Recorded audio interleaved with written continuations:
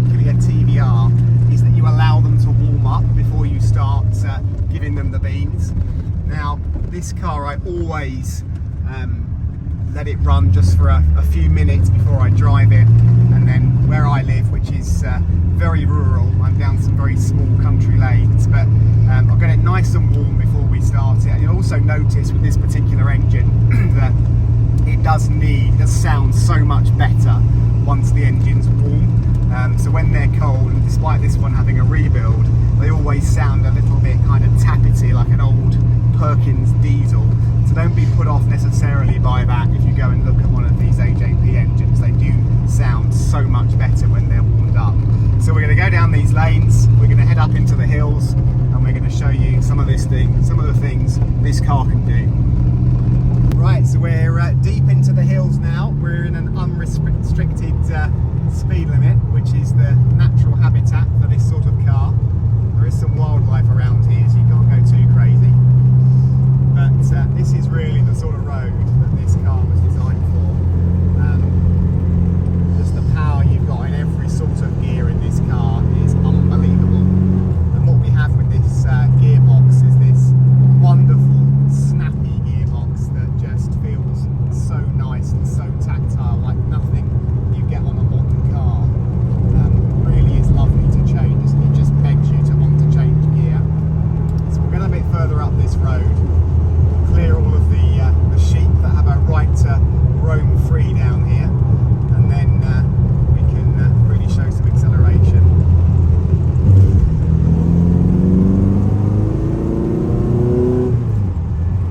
The exhaust note, so this has got twin stainless steel sports exhausts, which I believe were done from the factory. I don't know, perhaps one of the previous owners did that, but it just sounds amazing. And as the car's now warm, it's a completely different note to what you get when it's cold, where you shouldn't really be driving it with any kind of spirit until it's nice and warm.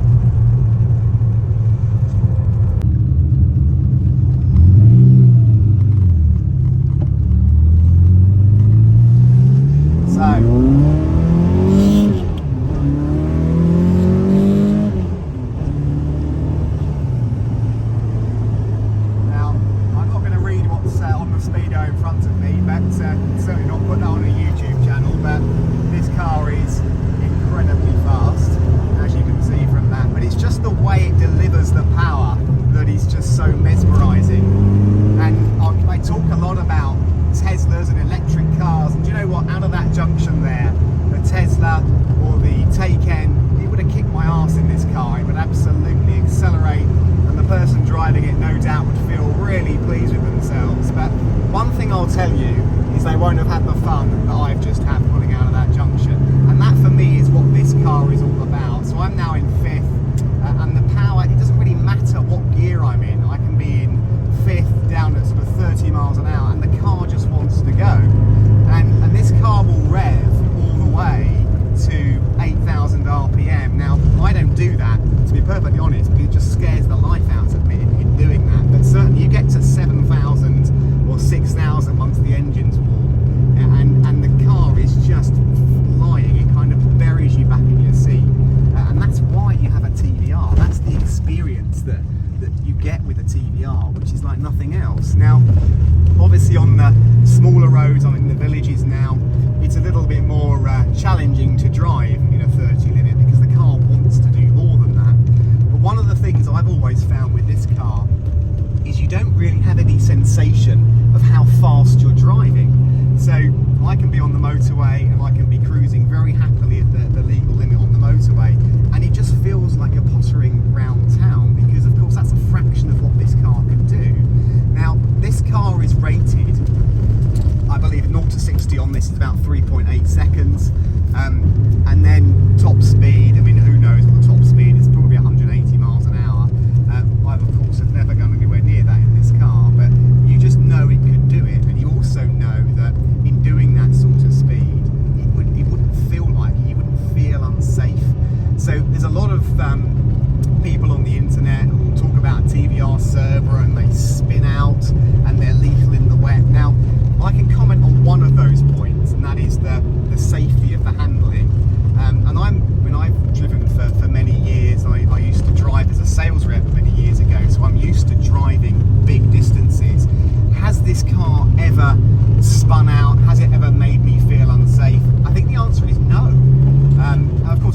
driving it in the wet, and I'm sorry, in the dry, and I'm sure if it was in the wet, it would be something entirely different. But treat it with respect, it will treat you with respect. What I love about this is you can really throw this into the bends, and the handling is just sublime. It will just stick into the bends. You never have any particular concern about it letting you down. And like any car, you get used to it and you realise the limits to what you can do with it. So I can go around a really fast bend in this. I can be doing the legal limit very comfortably with my son in the car, who is sat here recording me right now, who absolutely adores this car as much as I do, and we can feel safe in doing that. So I think it's a little bit of a myth that they're lethal, that they will kill you, they're widow makers, all of those things. Yeah, of course, if you go crazy and you do something stupid, it's going to kill you. But so would any car. So I don't believe this car is unique in that at all. The wet, again, I can't really comment on that because I haven't driven this in the wet. I can imagine it would be pretty hair-raising. This car has no traction control, it has no ABS, it has no driver aids, but it just for me wouldn't be enjoyable driving it in the wet. So why would I? I'm going to drive it when it's dry, when the weather's nice, when I can really enjoy it and I can explore its potential. And again, tell me out the junctions. You just always want to do that. Just wants to go. And the other thing is the brakes. Fantastic. I mean, these are as good as any modern car I've driven. You have immediate stopping power. No ABS, of course, but there's servo on here. And I'd say this car has got just enough in the way of managing all that power. So I've got power steering, but the power steering isn't overly weighted. It does feel, even when you're parking, it does feel reasonably heavy to drive with the power steering, which I like. You don't want a car that's overly assisted, but it's all very comfortable. So I'm sat here now, I've got my air conditioning on, I'm in my very nice, comfortable sports seat. It's a decent experience. I could sit, and as I said earlier in earlier on in the video, I could sit and drive this really for quite some different distance. It wouldn't bother me. And that gearbox, I'm someone who drives an automatic car most of the time, and I love an automatic. And for my daily car, I would never have a manual car. But for this, it adds to that sense of occasion when you're driving the car.